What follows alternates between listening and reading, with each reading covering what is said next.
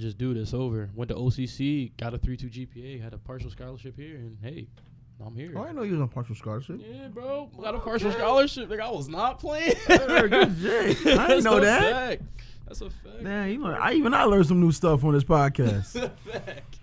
I thought you was just a normal financial aid. Nah, loan, bro. Loan nigga. Got me a partial scholarship. I was not playing. That's dope. That's dope. My least favorite was probably. I don't think I didn't really have a least favorite. They was all like mine was all like relatively like freshman. Like I did like because like I'm always me. Once I see people aren't doing good, not that I cut them off, but I just put in perspective. I separate myself. I'm like, all right, man. Like if you're doing bad and you're not, I'm not gonna say I'm not gonna be friends with you, but yeah. I'm not gonna join the ride for us. Yeah. No. So like just so both of us. So like yeah. So like freshman year, like it was not lonely, but it was just when everyone's doing that and you know like I can't do that. Yeah, that's not me. I can't. Like, that's what I'm saying. And that was more important. Like it wasn't even that like I was looking down on anybody because I did like to drink, I did like to party, but it was just not amount of time that y'all did it. Yeah, not you had to find every your other way. weekend. Like mine was once a month, maybe twice a month, or like even like now, like when I'm here, it got to be an event. Like I just can't. Just go out. I just can't go out. For just, recreation, yeah. Like if you be like, yo, so and so, it's ASO or it's BSU or it's like, then I could get up, especially if I don't have nothing to do. Mm-hmm. But that was pretty much like I guess it would be. I mean, yeah, I don't think it was my favorite year. Was my first year here. Yeah, was it? My first year here, bro. It was just like it was just the balance of everything. Like I started doing the radio show. I really just started doing stuff. And I'm just like. Not learning who I was, but just learning about my career and just going deep into it, like just like watching all the interviews that I possibly can, watching all the sports that I can, doing my own sports show, thinking about other ideas like well I know you about it, but the C was planning for this, thinking like, dang, I want to do a podcast too, I want to do this, I want to do a TV show, I want to do that.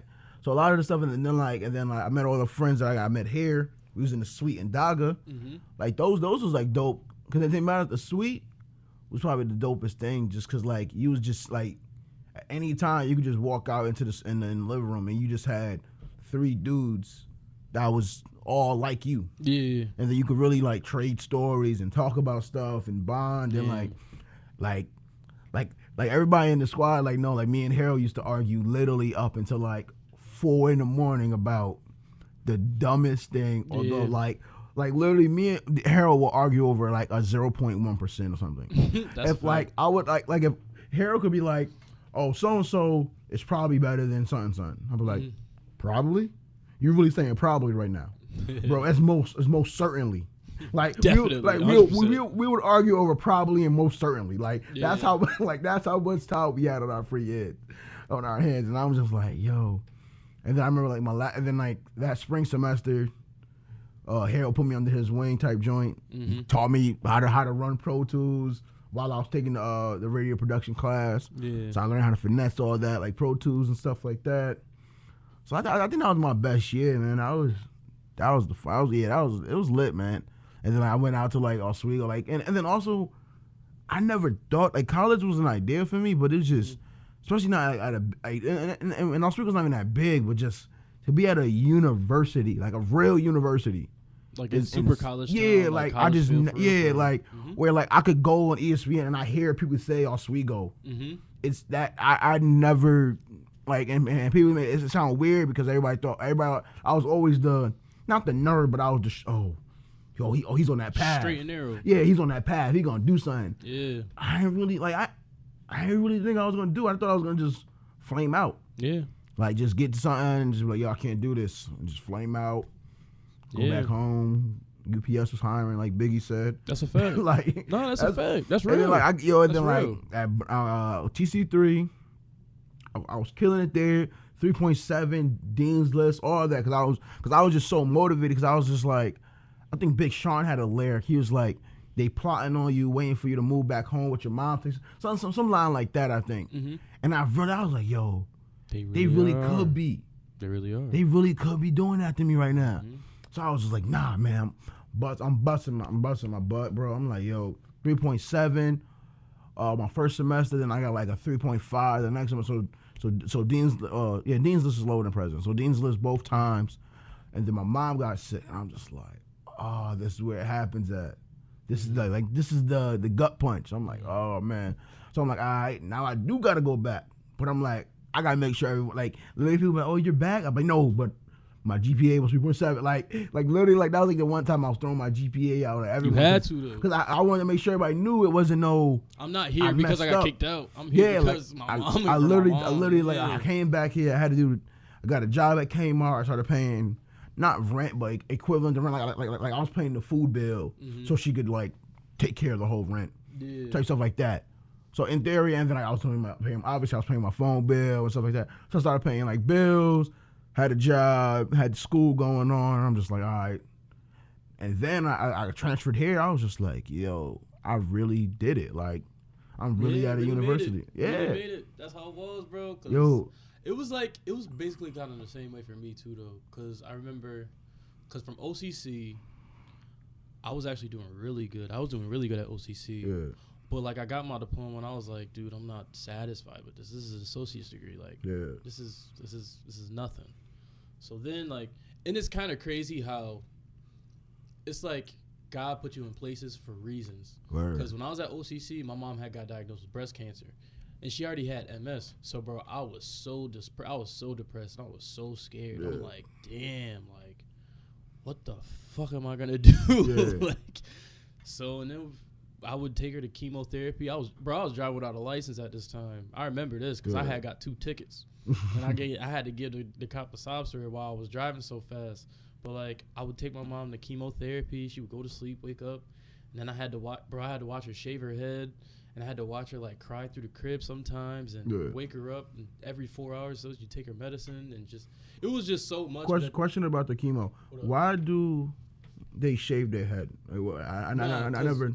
What the chemotherapy does is it makes their hair fall out naturally. Oh, okay. That's so instead of just having patches in your head, just cut it all off. Just go all off. Okay. Yeah. I always wondered that. I was like, is it just a sign? Like, not like a badge, but is it just like you see a bald head, you be like, my cancer brother. Yeah, like my cancer patient. Yeah. Okay. All right. So that makes sense. Yeah, but it opened her eyes too, because it was like she only thought women got breast cancer, and a lot of people do, but it was old men, old women, young men, young women. It was everybody in there, all types of things, and we would be in there for like 5 hours because they'd have like, it'd be like 8 packets of IVs that they'd have to give her at first. Yeah.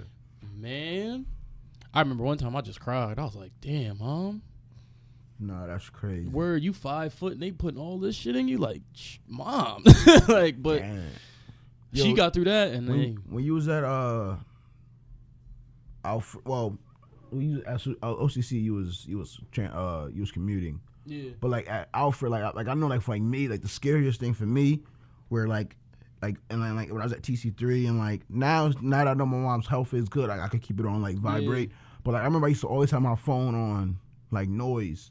Because and like whenever I saw like one of my siblings call, like I always thought that might be the call. And now like so like it could be like I could do something like amazing, and then like they could be calling to congratulate me. I'll always like if I see their name pop up, you'd wait. I'd be like, you'd wait. I take the biggest deep breath. I'm just like, prepare yourself. Yep. Wow, man. Hello, and then like. Yo, say I sold you there. I'm like, oh God, gosh, that's a fact. Can you just text me? Can you just text me? Oh my God, I sold you dead. I'm gonna call you. It used to always kill me.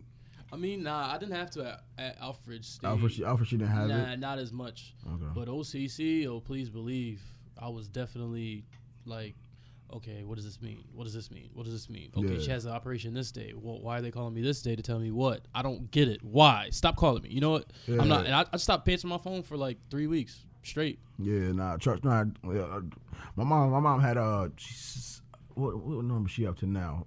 So that's how crazy it is. I think it's 7 open heart surgeries she had. That's a lot, bro. Since she was a kid, she had, and then in my lifetime, I think she had 3, maybe 4. That's a lot. So literally, just literally asking questions about that. and then like just helping, and like it was just like.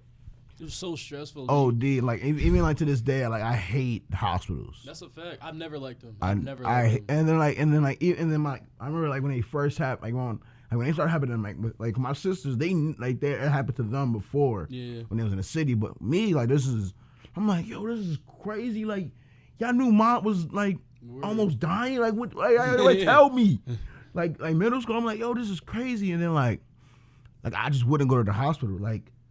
And then I'd be like, oh yeah, I got practice. And I didn't have practice. I was at the Boys and Girls Club. You just didn't want to go to the hospital. I just didn't want to go because like you don't want to see your mom like that's real Wonder Woman to me. Like you don't want to see Wonder Woman with IVs. Like you don't want that's not a good look.